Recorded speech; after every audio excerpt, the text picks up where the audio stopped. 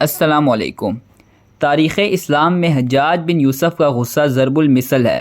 یزید بن معاویہ کی وفات کے بعد اموی سلطنت کی بنیادیں ہل گئی تھیں۔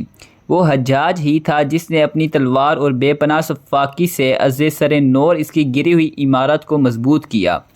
عراق شروع ہی سے شورش پسند قبائل کا مرکز تھا۔ یہاں کی سیاسی بے چینی کسی طرح کم ہی نہیں ہوتی تھی۔ گورنر پر گورنر آتے رہتے اور بے بس ہو کر لوٹتے رہتے، لیکن یہاں کا نظام کوئی نہ سدھار سکا۔ جب حجاج بن یوسف عراق کا ولی بنا تو اس کی تلوار کی ایک ہی ضرب نے عراق کی ساری شورش ختم کر دی۔ خود اس کے عہد کے لوگوں کو اس پر تعجب ہوتا تھا۔ حجاج کی تلوار جس درجے سفاک تھی، اتنی ہی اس کی زبان فصیح و بلیغ تھی۔ حجاج کا عراق میں پہلا خطبہ عربی و ادب کی مشہور چیز ہے۔ حجاج بن یوسف نے جنگوں کے علاوہ حالت امن میں بھی تقریباً 1.25 لاکھ افراد قتل کرائے۔ بڑے بڑے اکابر علماء مثل سعید بن جبیر رضی اللہ تعالی عنہ وغیرہ کو شہید کرایا۔ مدینہ میں بے شمار صحابہ کے ہاتھوں پر سیسے کی مہریں لگوائیں۔ حضرت عبداللہ بن زبیر رضی اللہ تعالی عنہ جیسے جلیل القدر صحابہ کو شہید کر دیا۔ اس کے عہد کے نیک لوگ حجاج کو اللہ کا عذاب خیال کرتے تھے۔ حضرت حسن بصری رحمۃ اللہ علیہ کہا کرتے تھے، حجاج اللہ کا عذاب ہے، اسے اپنے ہاتھوں سے دور نہ کرو بلکہ خدا سے آہذاری کرو۔ یہی سبب ہے کہ جو ہی اس کی موت کی خبر سنی گئی، حضرت حسن بصری رحمۃ اللہ علیہ اور عمر بن عبدالعزیز رحمۃ اللہ علیہ سجدے میں گر پڑے اور کہا، اس امت کا فرعون مر گیا۔ حجاج کے بارے میں مشہور ہے کہ اس نے کسی کو ذاتی رنجش کی بنا پر قتل نہیں کرایا، بلکہ حکومت کا باغی ہونے یا خلیفہ عبد الملک سے اختلاف رکھنے کی صورت میں قتل کیا۔ حجاج ان بزرگان دین سے جو خلیفہ سے حکومتی معاملات میں بولنا وقت کی مصلحت کے خلاف سمجھتے تھے، بہت محبت کرتا تھا اور ان کی سخت بات کو بھی برداشت کر لیا کرتا تھا۔ ایک مرتبہ حسن بصری رحمۃ اللہ علیہ نے ہزاروں افراد کے سامنے حجاج کی خوب بے عزتی کی، برا بھلا کہا، اس کے ظلموں پر اسے اللہ سے معافی مانگنے اور توبہ کرنے کی تلقین کی۔ جب حجاج کو حسن بصری رحمۃ اللہ علیہ کی ان باتوں کا پتہ چلا تو اس نے آپ کو دربار میں طلب فرمایا۔ دربار میں موجود لوگوں کو یقین ہو گیا اب حسن بصری رحمۃ اللہ علیہ کی خیر نہیں۔ اہل دربار اس وقت حیران رہ گئے۔ جب حضرت حسن بصری رحمۃ اللہ علیہ تشریف لائے تو حجاج نے انہیں اپنے پاس بٹھایا، ان سے دین کے بارے میں چند سوالات کیے اور عرب کے خاص رواج کے مطابق اپنی پسندیدہ خوشبو منگوا کر ان کی داڑھی پر لگائی اور نہایت عزت کے ساتھ انہیں رخصت کیا۔ ایک مرتبہ حضرت اسماء رضی اللہ تعالی عنہا سے حجاج کی ملاقات ہو گئی۔ آپ کے بیٹے عبداللہ بن زبیر رضی اللہ تعالی عنہ کو بھی حجاج نے قتل کروایا تھا۔ حضرت اسماء رضی اللہ تعالی عنہا نے بھرے مجمع میں اسے نہایت سخت الفاظ میں اس کے ظلم اور آخرت کی دردناک عذاب کی خبر دی۔ جن لوگوں کو قتل کروا چکا تھا ان کی فضیلتیں گنوائیں تو حجاج بجائے غضبناک ہونے کے بے اختیار رونے لگا۔ جب سرکاری اہلکاروں نے حضرت اسماء رضی اللہ تعالی عنہا کی شان میں گستاخی کی کوشش کی تو اس نے منع کر دیا اور کہا، یہ سچ ہی تو کہتی ہیں۔ قرآن مجید کے اعراب لگا کر اسے محفوظ کرنا بھی حجاج بن یوسف کا عملی کارنامہ ہے۔ اس زمانے میں لوگ اپنے انداز سے قرآن پاک کی تلاوت کرتے تھے اور ڈر تھا کہ کچھ عرصے بعد لوگ اس میں زبر، زیر اور پیش کی غلطیاں کرنے لگتے جو وقت گزرنے کے ساتھ تحریف کا سبب بنتی، لیکن اللہ تعالیٰ نے حجاج جیسے ظالم کے ذریعے امت پر احسان فرمایا۔ عراق پر 20 برس حکومت کرنے کے بعد 54 سال کی عمر میں حجاج بیمار ہوا۔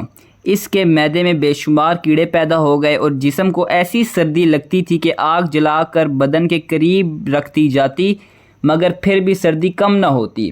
جب زندگی سے نا امیدی ہو گئی تو حجاج نے گھر والوں سے کہا، مجھے بٹھا دو اور لوگوں کو جمع کر دو۔ لوگ آئے، حسب عادت فصیح و بلیغ تقریر کی، موت اور اس کا ذکر کیا، قبر اور اس کی تنہائی کا ذکر کیا، دنیا اور اس کی سباتی کو یاد کیا، اپنے گناہوں اور ظلموں کا اعتراف کیا۔ اس کی زبان پر شعر جاری ہو گئے، میرے گناہ آسمان و زمین کے برابر ہیں مگر مجھے اپنے خالق سے امید ہے کہ وہ میری رعایت کرے گا۔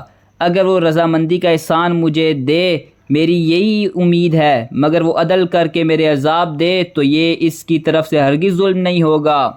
کیا یہ ممکن ہے کہ وہ رب ظلم کرے جسے صرف بھلائی کی توقع کی جاتی ہے؟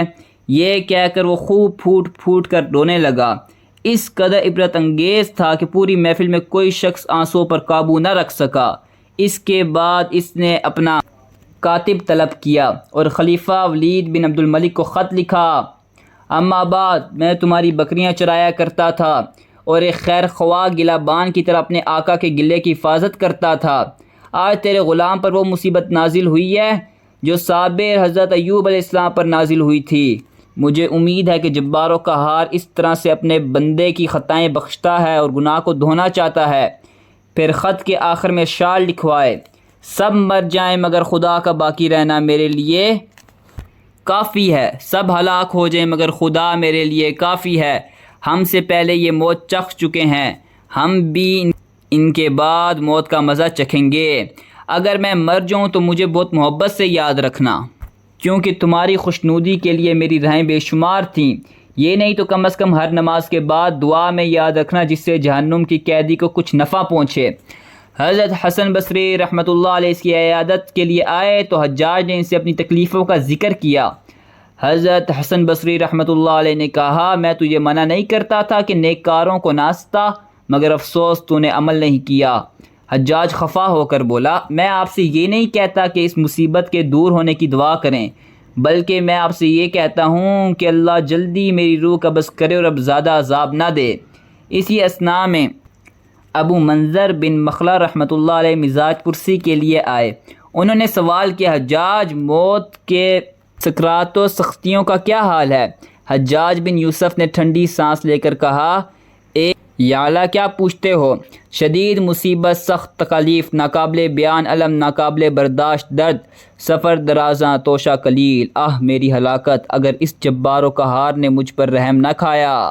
ابو منظر رحمۃ اللہ علیہ بولے، اے حجاج، اللہ انہی بندوں پر رحم کھاتا ہے جو رحم دل اور نیک نفس ہوتے ہیں، اس کی مخلوق سے بھلائی اور محبت کرتے ہیں۔ میں گواہی دیتا ہوں کہ تو فرعون و حامان کا ساتھی تھا، کیونکہ تیری سیرت بگڑی ہوئی تھی، تو رائے حق سے ہٹ گیا تھا۔ اللہ کا ہزار شکر ہے، اس نے تیری موت سے امت کو راحت بخشی اور تجھے مغلوب کے اس آزاروں پوری کر دی۔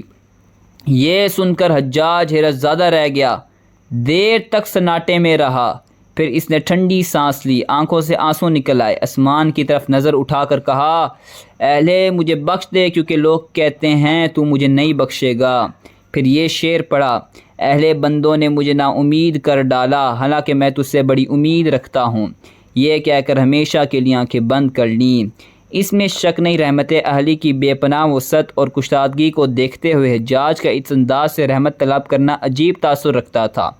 یہی وجہ ہے حضرت حسن بصری رحمۃ اللہ علیہ سے حجاج کا یہ قول بیان کیا گیا تو نہایت حیران ہوئے اور فرمایا، کیا واقعی اس نے ایسا کیا؟ عرض کیا، ایسا ہی کہا تو حسن بصری نے فرمایا، تو شاید، یعنی اب شاید اس کی بخشش ہو جائے۔ اگر ویڈیو اچھی لگی ہو تو لائک کر دیں اور ایسی اور ویڈیو دیکھنے کے لیے چینل کو سبسکرائب کر دیں۔